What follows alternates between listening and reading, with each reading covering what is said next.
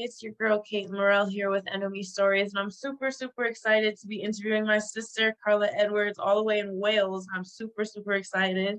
So how Hi, are you? I'm good. How are you? I'm good, I'm good.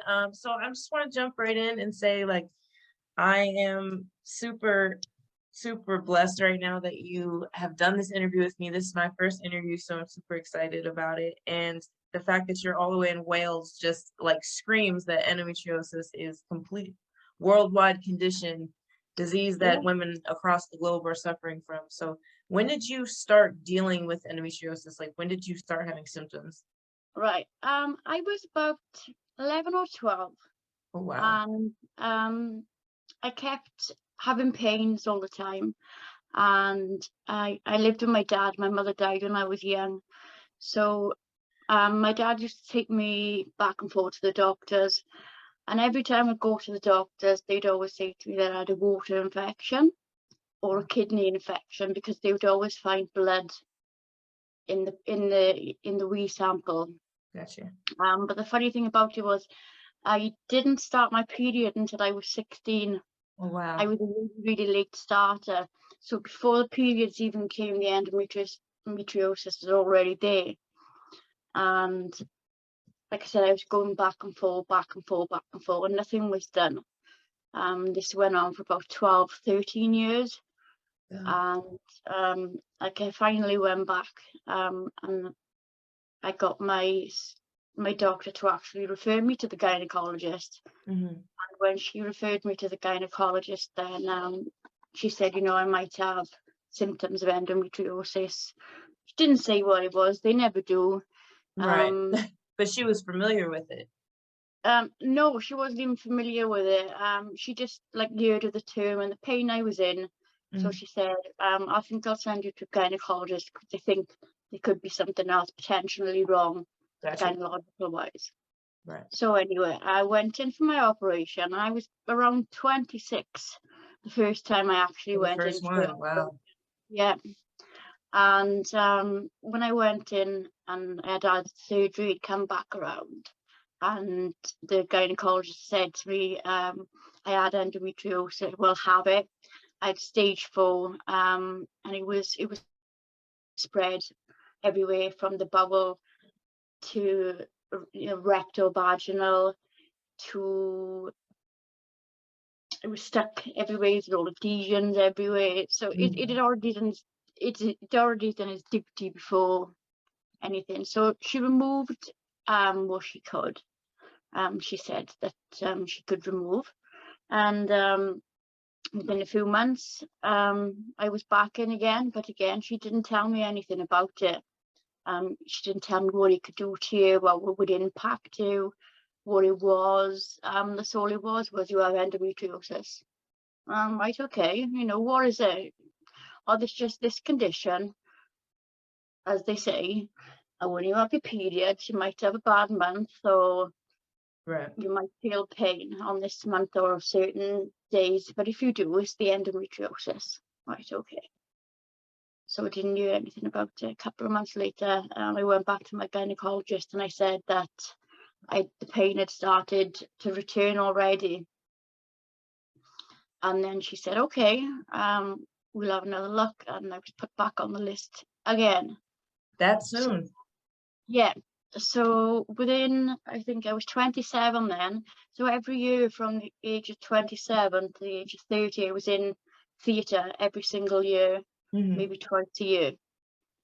To have it, I've had so many different treatments. I've had vaginal Botox. Um, that's a painful one. They tried to paralyze the cervix muscle Oh, because wow. they said it built up like a barrier, like a Mhm. pain barrier. So they said it was like a baby's muscle, so sort of like a fist, baby's Gotcha. fist. It hardened.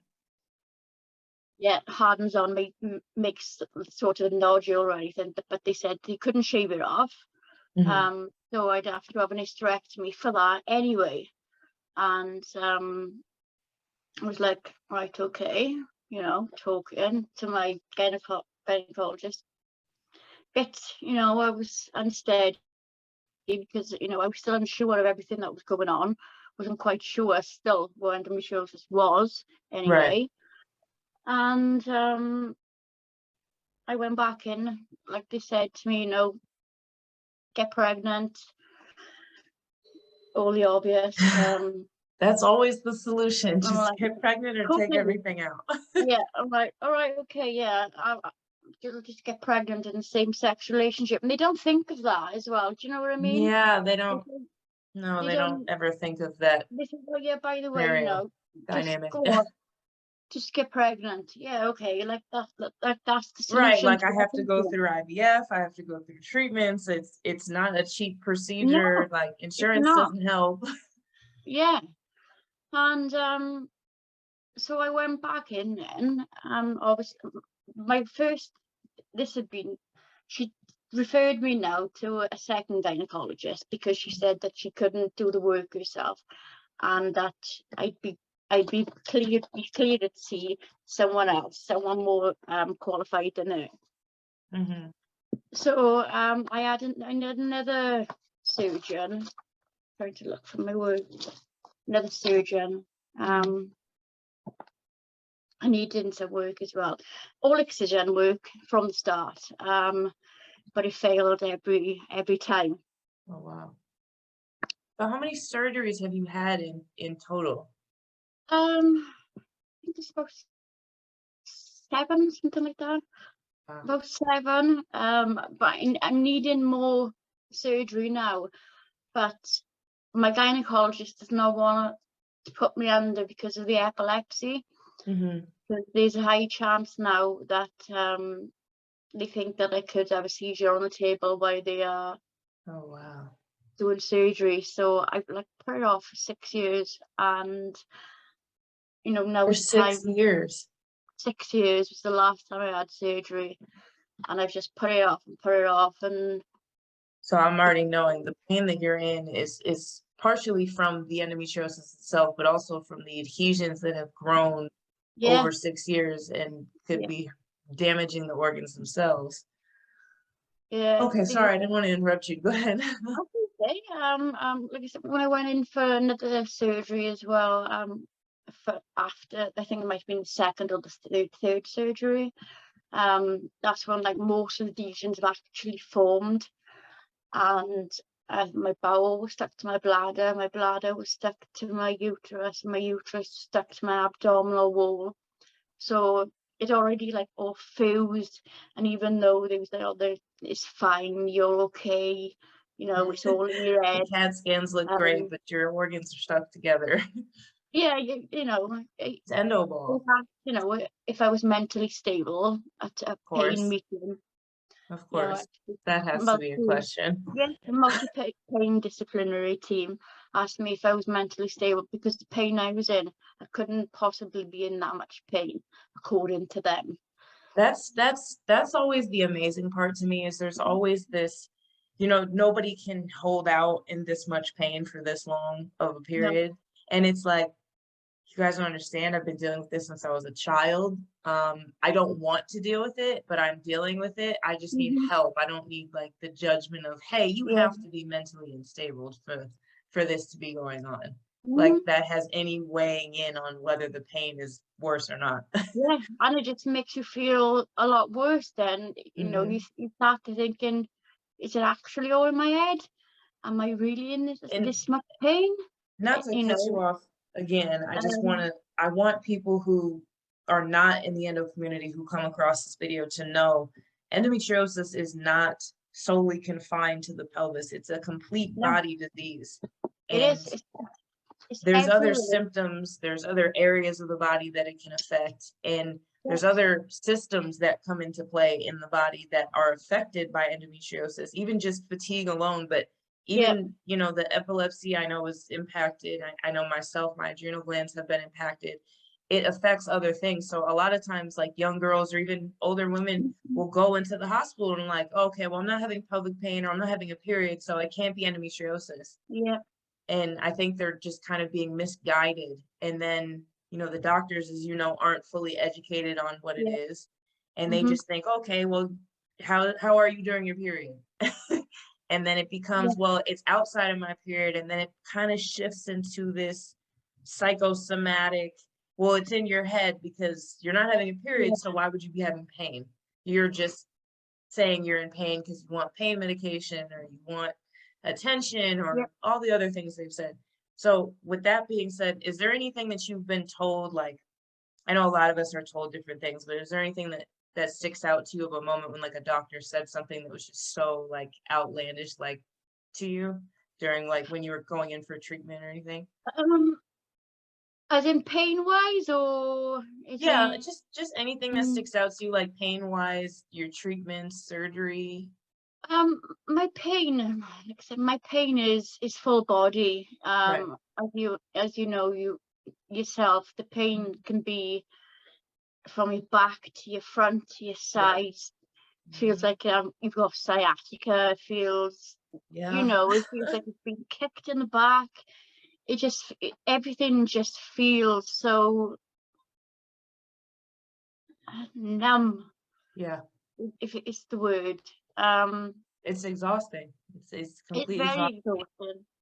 Pain is exhausting, and I think a lot of times, well, when the patients actually go to the doctors, over here, like in Wales alone, there's only one endo centre here Oh, with really? only 2 specialists, Oh, wow. Oh, God. and Oh, in gosh. Wales, it's a lot. And in Wales alone, there's like 1.6 million women, and 150,000 of those have Endo. endometriosis, which And works there's out about, two surgeons in one yeah, center. which works around about 10% of the actual women here in Wales. Right. And there's one place, and that's in Cardiff, and it's just bursting at the seams because the health boards over here, if you could live say 5 miles away, because you're not in that area, you Yeah. don't qualify to see those surgeons. Right. So you can send to a regular gynecologist, Oh, gosh. where it's all regular over here, where they'll just do the operations, even though Right. they're not trained, they're not anything So whatsoever, they they just do can't the tell surgeries you. and just hope they find something. Yeah, they'll just go in and do ablation, or they will shave you, Oh, or no, no, no, no. that's the way it is over here. And unfortunately, the I'm so treatment, sorry. is quite bad over here, but we are getting better since we created the Endomarch. Got you. Um, Building the awareness and advocating. yes, we started building the awareness, and obviously then hundreds of women have started coming Really. forward. We've That's got amazing. That's really amazing. Because that because shows a lot of sisters, I think, get very discouraged where they're just like, okay, we've been saying yeah, stuff for years. Nothing's changing. Nothing's working. I don't feel like saying it anymore. This is embarrassing or this is exhausting. Nobody listens or they tell me I'm faking. Like, I'm not saying it yeah, anymore. I'm not yeah, going to a march anymore. So you no, guys are really proof that it's working. yeah. So we have done it, and we've been very, very successful in the Endomarch. I've got to be honest. We've got all the attentions of the gynecologists, Oh, wow. and Good. they come to the march with us, and they make speeches. They do speeches about endometriosis, obviously, and Mhm, about the march. mhm. Um, and also there's been the last year over year, there's been endometriosis nurses put in every hospital Wow. around, so they've scattered around. So where there was none before, even if there's not a fully trained gynecologist there's We're going to be building. an endo nurse there who will actually obviously know symptomatic wise if there could be a potential for endometriosis. If there is, Mhm. then they can refer you for surgery to the right people, and not That makes me so just happy. That makes me so happy and so amazing because it's so needed. Like here in the US, there's a lot more gynecologists, but there's like little to no education on it. So a lot of the times women will go to the gynecologist and they're told like, we don't know what it is, or they think they're exaggerating on the pain level. They kind of refer them to pain management or psychologists. And then, you know, when you do get to an endosurgeon, they're so expensive. The insurance doesn't cover it. You're paying out of pocket, and it's about, like, in US dollars, about 50 grand just to have the surgeon, let alone the hospital and the surgery. So a lot of women here end up in debt, or they can't pay for the surgery, so they just wait until they can. And when they do, they're dealing with surgeons who are still unexperienced, or they don't know how to cut it out, and they don't have money to go to the higher specialists. So it's just a mess. They just shave it off, you know, and Mhm. it can't be shaved. It needs to be excised. If it's Yeah. not excised, it will still be there. It's, you know, the same as you get pregnant. They say you get pregnant because it will stop your hormones, and your hormones, if your hormones are not going, your endometriosis is not growing. Now, And you know that's not I've the case. had 14 surgeries for endometriosis, and a couple of mine have been with the top surgeons, like in the US, like Dr. Second, Dr. Cameron Najat, Dr. Sonervo. And even when I went to Dr. Second, he was the second surgery I had. And my first surgeon referred me to him because he was like, you have it everywhere. You need to go to him. And at the time, I was 19. So, I mean, I'm still just getting out of high school. And so my parents are like, what's going on? At the time, they didn't even have a word for it. It was just like, okay, you're sensitive to pain and you're nervous during your exams. That's why they hurt, because you're nervous. And when he did the surgery, he told me I had endometriosis deep into the pelvic floor. They had to remove the whole peritoneum, and it had gone to where my uterus was actually coming out. And I couldn't really function on my day-to-day. And it's crazy to me because I'm familiar with it. When I meet other endo sisters, I'm familiar with like what pain they're going through. And I attended a March event that was in Virginia, and I met, she was a 19-year-old girl, and I felt so awful because I didn't know her age, and I didn't know, but she had what a lot of us know as endo belly. And she had like a very pronounced endo belly. And so I was like, oh, and I'm talking to her, and it didn't click in my head. And I asked her, like, so how are you guys? And I'm talking to her as if she's pregnant. And as soon as she was like, oh no. And I was like, oh my God, I'm so sorry. Oh my God. You don't think it's just the brain fog. I think even though we have it ourselves, and we can walk around looking, 9 months pregnant, but we don't think if we see another person, we don't automatically think, it doesn't automatically trigger, I think, in our it was easier for me to look at her and think, oh, she's pregnant at her age, than to think she's this young going through what we did. And it just didn't translate. And I was like, oh my God, I'm so sorry. But she was 19. I met another girl, she was 17, and she was terrified to go out on a date. She was terrified to ever wear any kind of colors because she was afraid of like bleeding on her clothes. She would just wear black all day. Her mother had it. And so she was just like, I don't like push her because I know the kind of pain she's in. And I think there's so many young girls that are dealing with it like we were. And though there's more outlets now, I think, than there was for us, it's just kind of like, what is this? Like, how do I make it stop? And there's still the treatment of, hey, get pregnant. But at 15, 17 years old, that's not a solution. Or have a hysterectomy. Right. A hysterectomy, that doesn't cure it. If the endometriosis is there before we even think or consider the hysterectomy, the hysterectomy isn't going to make a difference whatsoever, because it's already there. You said that. If it's there, it's not going to go. I'm so happy you said that, because that's the other misunderstanding. And even within the community is, take the ovaries out. I mean, I have sisters all the time that write me like, oh my God, sis, I got the ovaries out. My pain's going to stop. And I'm like, I don't want to tell you today because you just had the surgery today, but that's not going to work. And I've had the arguments, I think, with everybody else of the diet changes will work, and the, this this complete hysterectomy will work and getting pregnant will work. I had endometriosis while I was pregnant. I've had it after I had the full hysterectomy. I had Yeah, a uterine rupture during my pregnancy because of endometriosis when it's not even supposed to be able to grow.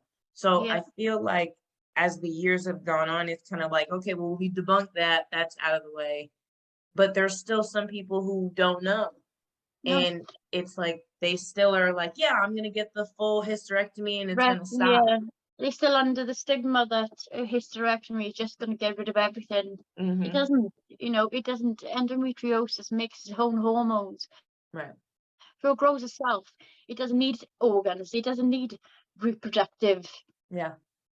I organs always or laugh. anything I like tell that. people it's like if you ever watch Marvel, it's like Venom, where the movie Venom, where it's like Yeah. the little goop thing, and then he grows by himself. He latches onto a host, but he can be by himself. And I'm like, that's how I've always looked at endometriosis, because I'm like, it's like this goop that's just in us that just Mhm. affects our whole entire body, but it's like our body doesn't have the tools to fight it. And so myself, I've actually gone through, like, I think all of us have gone to where we've gotten sick of trying to go to doctors or emergency rooms and gone down the rabbit hole of what is endometriosis at Yeah. some point or another. Um, And and so oh no, no, you're fine. I was just I got lost in, where did it come from and what is the effect? And I yeah, actually wrote a thesis myself of just saying that endometriosis, in the old definition of it's similar or it is the endometrium outside of the uterus. the The lining of the endometrium, womb. right, the actual lining is really made up of these, I just call them Superman T cells. Yeah. And these T cells, they're everywhere else in your body. But when your T cells basically aren't formed correctly or are affected by other chemicals in your body, like in particular methionine, it's Yeah. in milk, it's in meat, there's a whole inflammatory diet that it has to do with. When your Yeah. body doesn't regulate this, these abnormal T cells, basically their growth factor goes crazy and they produce anywhere in the body that you have a T cell. Of This is course. why endometriosis can present in the lungs, in the face, in the heart, pretty much everywhere, It's except for all, the spleen. it's also been found in men as well. So it's Yes, not like that. It's right. just, It's I not know just women anymore. it's not. It's not Yeah, just it's girls. And not just women. It's nice to know. It's not nice to know, yeah, but it's for a comforting. male to go through the pain Hmm. of what the female is having, Yeah, I think that puts a different perspective on a lot of different things. They change their mind right. of the pain and of your opinion of things. Hmm. But men, they don't understand. It's not their fault. It's just Yeah, non-educated. it's like Um, childbirth. Yeah, they don't Honestly, understand it's childbirth at all. everything. And there's just so many things they try to do. They put you through the chemical menopause, Yeah, where you have injections. I mean, yeah, I was the I was Lupron or on that, the Moralissa. Lupron, the Zoldex, Hmm. um, those injections, and I think I was on them. Hmm. I had them twice, and it didn't do anything apart from cause, obviously, because you were premenopausal. But Right. again, they don't tell you that. They just say, "Oh, this will help. You might get a hot flush now and again, but Hmm. it's just this, it's just helping, so you will be okay." All right, okay, and it's 6, 7 months, and you're still going down the line, and with the Lupron Hmm. or the Zoldex, you're not supposed to be on it for a long time. You're not No, allowed. not. You know, it's it's just a Most people don't treatment. know Lupron is actually considered a type of chemotherapy. Chemotherapy. Yeah, Right. And so they think, okay, this is a long-term solution. And mhm, it's like, no, you're not supposed to be yeah, on chemotherapy for years. because it's I'm trying to think of the Prostat. It's also called Prostat in this country as well, because it's actually for prostate cancer. Got you. Yeah, So that's a sign that, that it's not permanent. Yeah. Not to laugh, but yeah, because chemotherapy, for those of you who don't know, is meant to Mm, shrink the cancer so that you can treat it and then you yes. stop chemotherapy. Not, yes. Not just keep going on year by Right. year. So You did you know. have any long-term effects from the Lupron? Um, I think, like I said, when I was on the loop, when they done the Lupron, it was only a few years after that, they wanted the hysterectomy. So I think it was about 2 years into the treatment with the Prostap. Gotcha. Um, and I was, I felt menopausal. I didn't know what it was because they didn't tell me anything about it.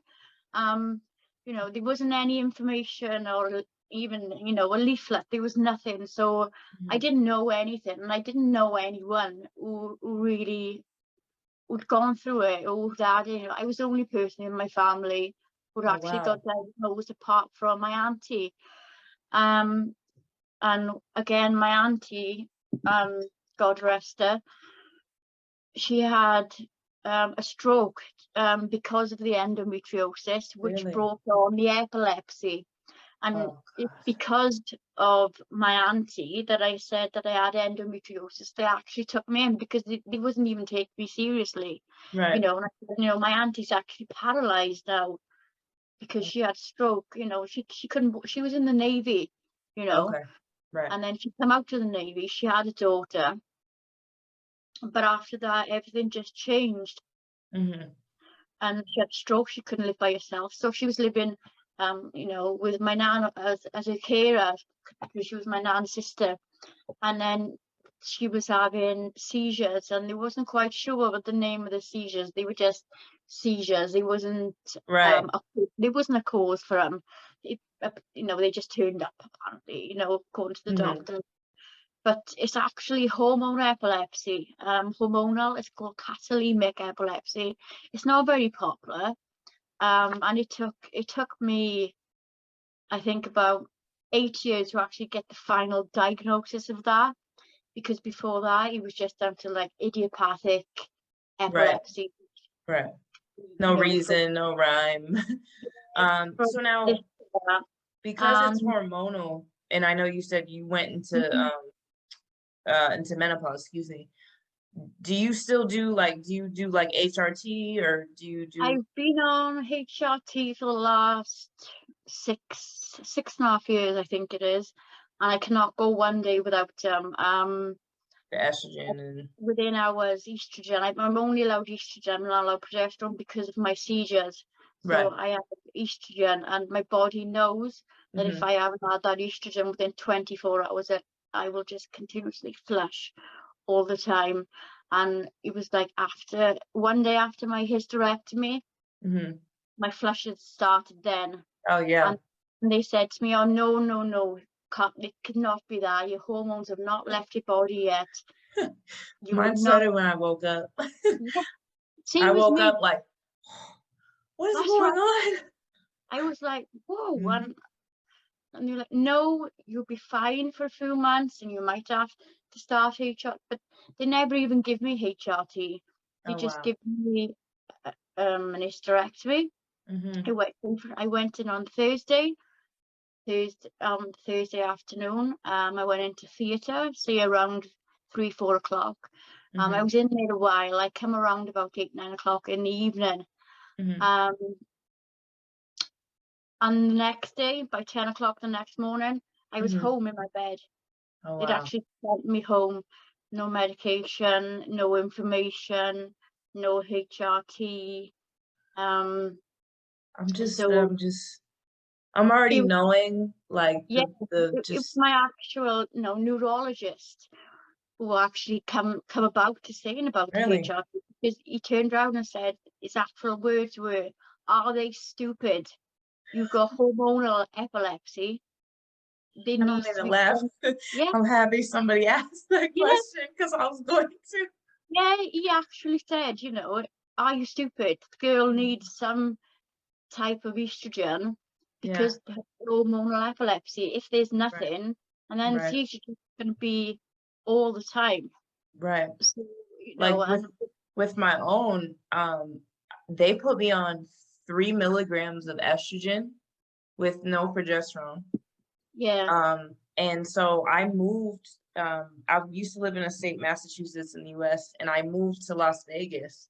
And Las Vegas is very dry heat. It's very hot, very Yeah. different from where I grew up. And as soon as I moved, I started having issues with the heat. I was getting vertigo. I was getting all these Mm. issues, and they were telling me that it was I needed to have progesterone to balance it out. And so for about 2 years, I went through the, well, you know, you got rid of your endo. You're in menopause. There's nothing to have done. We did a CAT scan. We don't see anything. And then I finally ended up going to Dr. Cameron Najat in California Mhm. at Stanford. And he was like, no, actually, he did an ultrasound and he saw that I had 50% of an ovary that was left behind from the oophorectomy that I had. And they had done the procedure wrong. I still went into menopause, but I Yeah. had one ovary that it grew into a 6 centimeter endometrioma. And Right. so they started doing the HRT for me, Hmm. but I was still having issues. And actually, on my husband's birthday in 2020, I went into the hospital, and my heart rate is normally low, like in the 50s.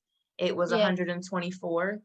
I have a And high heart rate, very, very high. really, Yeah. I'm used to the sister saying it's low. Like Mm. my oxygen dropped super low. I couldn't walk. My whole body felt exhausted, and I found out that my adrenal glands had pretty much shut off. I Mm. was salt wasting. I was extremely dehydrated, but they couldn't figure out why. They still haven't. They're still trying to figure it out. And I've come up with the conclusion that it's just the endometriosis and having 14 surgeries and the full body, you know, disease, that it's like it's impacted my adrenal glands. I mean, it makes everything, a lot harder. You've got over time, you've got your bleeding, you've got your scarring, your adhesions develop. You've got the hormonal fluctuations. Right. There's so many symptoms. There's just so many things. You could still bleed, Right. even you've had a hysterectomy. And the stigma is there's not enough awareness out there for it, Mm-hmm. but we are getting there. We're making progress, so that's a good thing. And I think as well now, like with Dr. Najat and a lot of the US surgeons as well, like a lot of people from the UK and a lot of people from America are actually connecting. Yeah. So it's like, a network. We've got our own network of women. Right. And And now you know ask one more thing, because you touched on it earlier, but that it's in the same sex relationships side of it, because I know there's a lot of women that go through, even in different sex relationships and marriages, where there's a lot of infidelity issues because sex is so painful, and any type of intimacy is very hard because of the pain. And I know in the past myself, I've had partners be like, okay, you're always sick, like we can't do anything. Like, what kind of struggles have you had with it because of endometriosis? Like, how has it impacted relationships for you? it's impacted quite bad at first, because I always wanted children, Right. but I was always in a same-sex relationship. And we can talk about that is okay. But then when the endometriosis came, and then I was told, I think maybe in my third surgery, that I was infertile. I think so. It So made, they told you you were infertile. yeah, they told me. Wow. They never So told me. They yeah, told they me it would told be hard. I think I was about 28, 29. But Wow. they also said to me, prior surgeries, if you're going to get pregnant, you need to get pregnant now, because you might not be able to later on. And you're like, well, why? And they, oh, because of this, the endometriosis, this is what happens. They find it hard to, and this is the way they explain it. And and it's not good, especially if in the same sex relationship, because over here, it's hard. Hmm. IVF, all things like that, Yeah. as nothing comes cheap and things like that. Right. And it is hard, but even though it's hard, it's quite, it's like you've got a balance, because they they're the same sex, so Right. you can talk, so there's more understanding, Right. and There's there's more not an so much, understanding of like the body yeah, and how it functions and that and than there's not talking so to much men. judgment, from where a man can say, oh, what's the matter, are you just having pain again this month, Right. Right. where a woman could actually understand and Mm-hmm. say, I've got pain in my ovary, or I've got pain in Right. my pelvic floor. So, you can talk that way. Mm-hmm. So I find that a blessing in a way, I Yeah. suppose, Yeah. because you can talk about it, and even though they don't understand the pain, Mm-hmm. they can at least think, they know where the pain is, so even though they don't know what you're going through, Mm-hmm. they can actually like think, right, okay, your pain is, she's telling me now, pain's there, so it must be painful there, Okay. So is there anything, I don't want to hold you up too much because I know you're not feeling well, but is there anything that you want to say to like any endo sisters or anybody out there that is kind of going through similar things? I just hope that we can just all get together, Mm-hmm. and the sooner we all get together and we raise so much awareness, that there are doctors and nurses that are all educated, because they should be all educated, Right. and there should be at least one or two surgeons in each hospital, if anything, Right. um so the awareness needs to be there.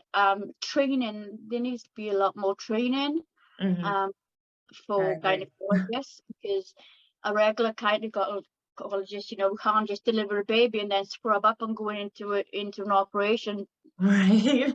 for Yeah. endometriosis, because sometimes that's how it works over here, because Really. there's no specialist, there's two, and even Right. though Yeah. they go in, there's just not enough awareness. And like I said, having gynecologist expertise in every hospital, I think would be the best. That will be the way forward. Mm-hmm. Um, but as of now, over here we've got endo nurses, and that is better, than anything, because before that there was nothing at all. No information. Right. Um, the doctors wouldn't say anything to you. They say, oh, you've got endometriosis, and off you go. They'd Yeah. send you off leaflets. I think I got, if I just look by here with one of them, and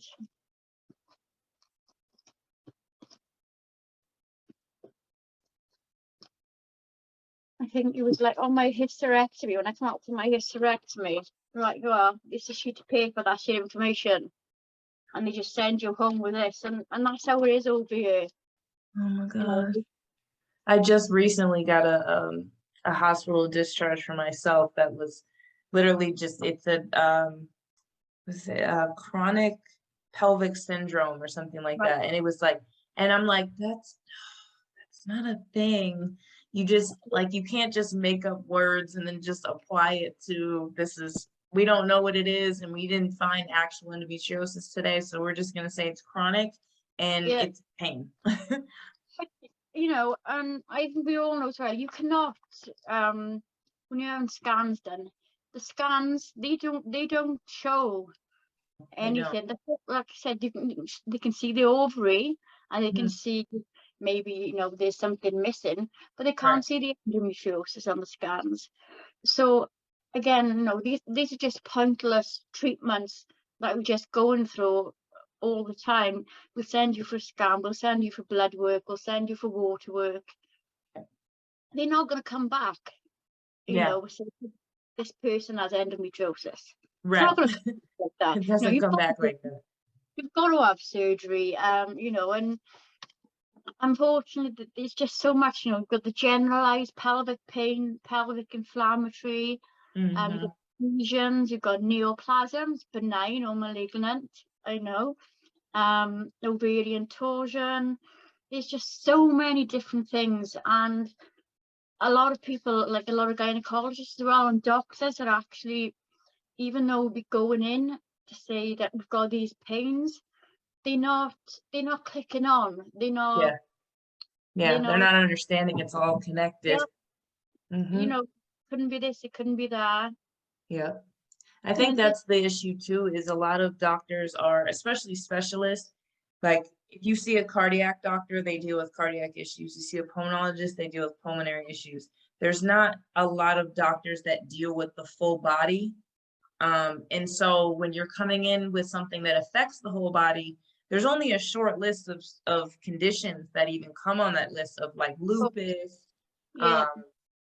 autoimmune diseases like rheumatoid arthritis, those kind of things that come on the list. And when it's like you don't have any of those, it's kind of like, well, I can't find it, so go to this specialist. Yeah, it's not on the checklist. We'll just can't be that, can't be this, you know. Yeah. And it is, and you know, there's just this again, it's the stigma. We just need more awareness, and you know, the women. There's a lot of women out there who, you know, are a lot worse off, who can't even get any surgery, and you know, unfortunately for those, it's like, I suppose it's heartbreaking, because to know the pain that they're in and they can't get the treatment that they need.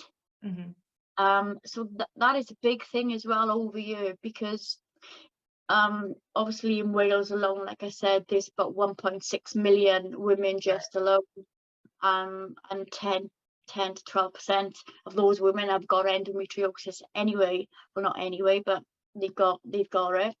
And like I said, there's one surgeon, and there's not just Wales, you know, there's South Wales, North Wales, West Wales. So, you know, there's a vast area, and there's just not the surgeons.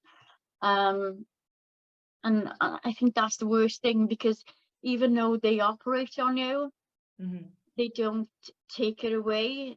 They shave it, they don't excise it. If it's not, you know, it works like an iceberg. Basically, if you can take the top of the iceberg off, the bottom's left. Yeah, okay, you might not be able to see that bottom for a few months, but that bottom is going to grow back up, and then it's just going to create. That's a good analogy. Actually, I'm going to start using that, because they don't understand anything here. And you know, that's actually why I started this foundation, Endo-Me Stories, so women can, you know, talk and build the awareness, but also we raise funding for the surgical treatments, because that's something that we all have to deal with in the meantime while we're building the awareness. And so like me actually connecting with you today is just like, it's such a good moment for me, because I'm like, we're actually connecting beyond just like my neighbor or the neighboring state. We're growing beyond that. So I'm so happy that you did this today. I'm going to let you go. I'm so happy that you got on and we got to make this arrangement finally. So thank you so much for everything. Same to you too, you know, as you know, you're going through it yourself. Even though I'm on the opposite side of the world to you, I'm just a message away. So if you ever need me, you know where I am. And I will be messaging you, I promise. That's good. You know, and I suppose one thing that's good about you and I is the time. Yes. Because the time, you know, there's hours difference, so there's always, you know, a chance that there's going to be a reply to any message to any time of the day, because you know, your morning is my evening, or you know, and your early hours is going into my afternoon, so that way the time range is good, you know. It worked out perfect. I ended up being early. That's why I was late now, because I showed up and I'm like, okay, I moved it to 12. And then I typed in, I was like, what time is it in Wales? And it was like 7 o'clock. I was like, no, I'm an hour early. It's 1 o'clock my time, is your 8. Yeah, so, I was late, so I was like, whoa. The time range is good. The time range is good. Yes. So yeah, if you ever need me, I'm always here on phone, message, video, information. Even if you that means a lot, though. It really does. Having somebody understand and know that your pain is not in your head and you're not crazy is something I've wanted for a very long time. So coming into my endo family, I'm just blessed to have you guys. It's So not, please go get some rest. I'm gonna let you go. And thank you so much for coming, for joining me. thank you. Blessed. Bye. Bye.